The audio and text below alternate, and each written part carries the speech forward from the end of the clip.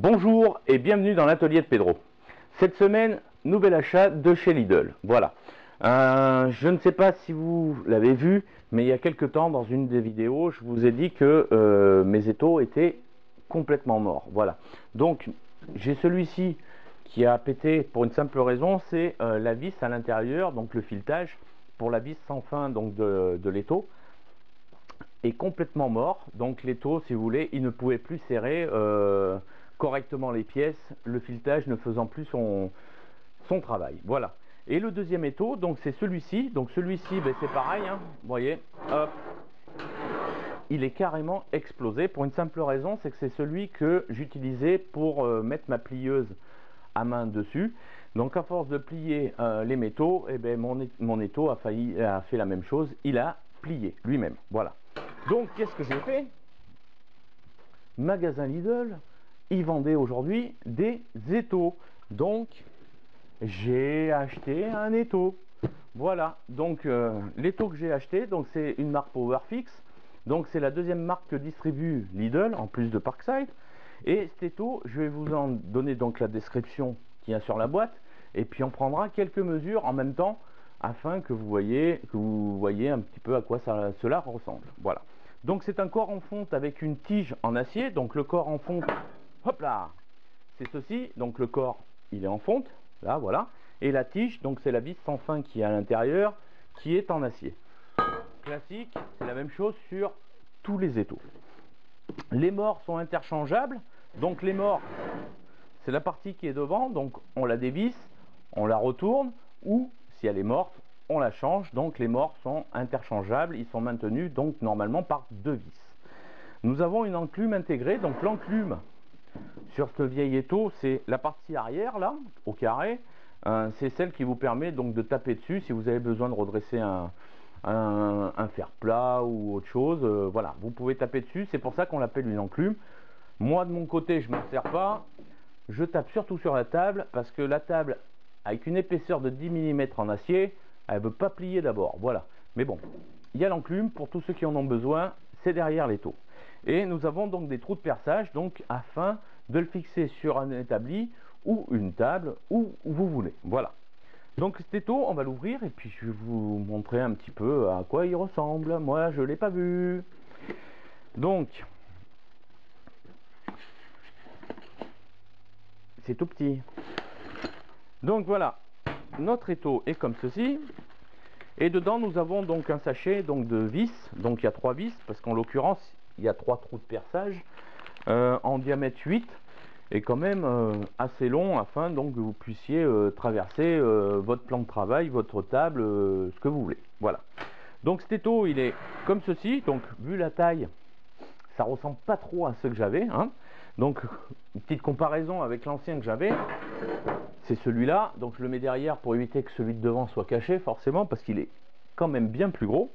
Et donc déjà vu la taille, il n'est pas extrêmement gros. Et comparé à mon autre que j'avais avant, si je mets rien que ça, mon ouverture de travail était quand même plus importante que celui-là. Mais bon, c'est un étau, j'ai besoin d'un étau. Donc j'ai sauté un petit peu sur l'occasion parce que j'en avais besoin. Et c'est pour cela que je l'ai acheté. Mais bon, un étau comme celui que j'avais avant, comme celui-ci, donc déjà c'est de la récup. Donc il a déjà bien galéré avant. Hein, il n'était pas fonctionnel à 100% comme s'il était neuf, il avait quand même déjà bien morflé, donc c'est normal qu'au bout d'un certain temps, à force d'utilisation, il casse. Voilà. Donc un étau comme ceci, faut compter à peu près une centaine d'euros, alors qu'un étau de chez Lidl, il faut compter 19,99 €. Voilà, je vous mets le prix ici. Donc on va mesurer un petit peu les caractéristiques de cet étau afin que vous rendiez compte donc de la grandeur de cet étau.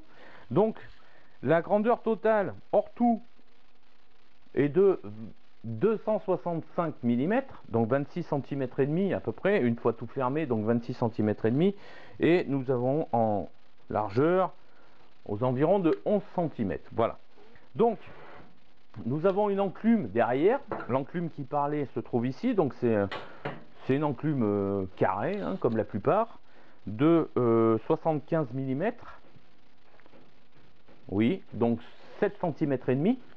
Hein. Nous avons donc des morts d'une longueur de 100 mm, 10 cm, et des hauteurs de 17 mm, donc 1 cm,7 cm. Voilà. Donc on a, comme sur la plupart des étaux, nous avons les deux vis donc sur les côtés, là, ici, là, afin de permettre à ce que notre étau puisse tourner donc dans toutes les positions. Je suis là, je veux travailler perpendiculaire, je me mets comme ça, voilà, pas besoin de démonter l'étau et le repositionner. Voilà. Donc on a ça, et on aura notre donc ouverture donc des morts afin d'y mettre des trucs à l'intérieur. Hein. Voilà, d'une ouverture totale de 11 cm. Voilà, donc on peut y rentrer quand même un objet à l'intérieur de 11 cm maximum. Au-delà, ben, on ne pourra pas ouvrir l'étau plus, donc ça sert franchement à rien. Mais ben, déjà 11 cm, ça fait déjà une belle ouverture. Après, faut voir l'étau, comment il se comporte avec dans le temps, voir comment il se comporte avec les chocs et tout. Mais bon, pour commencer, ça va très bien. Je pense que c'est un bon petit étau, le petit truc, le petit hic, c'est que le prix est quand même un petit peu cher, 19,99 €. C'est pas que c'est excessivement cher, mais vu la grandeur de l'étau, ça aurait peut-être été mieux que Lidl le vende aux environs des 15 €. Voilà. Mais bon, après, c'est pas moi, c'est eux qui font leur prix, c'est pas moi. Voilà. Donc, pour vous dire que j'ai quand même fait l'acquisition d'un nouvel étau pour changer mes deux étaux, et puis en étant fou comme ça, que j'ai fait, eh ben, j'en ai acheté un deuxième. Voilà. Toujours aussi petit, parce que c'est le même. Mais bon, que voulez-vous? Au moins j'en aurai deux. Maintenant je pourrais travailler un petit peu mieux. Je pourrais maintenir mes objets quand j'ai besoin de les tronçonner, de couper, de meuler, de faire plein de trucs dessus. Avant j'en avais pas, c'était grosse galère. Alors travailler avec un serre-joint et tout, c'est une misère. Donc franchement là, dès que j'ai vu l'annonce des étaux à vendre, eh ben j'ai sauté dessus. Voilà. Donc comme d'habitude, si vous avez des commentaires dessous, vous les mettez dessous. J'essaierai de vous y répondre. Et puis n'oubliez pas non plus de vous abonner et de cocher la petite cloche si, bien sûr, vous voulez être prévenu des prochaines vidéos à sortir. Sinon, je vous dis bon bricolage du dimanche à tous, bonnes vacances et à la prochaine. Bye.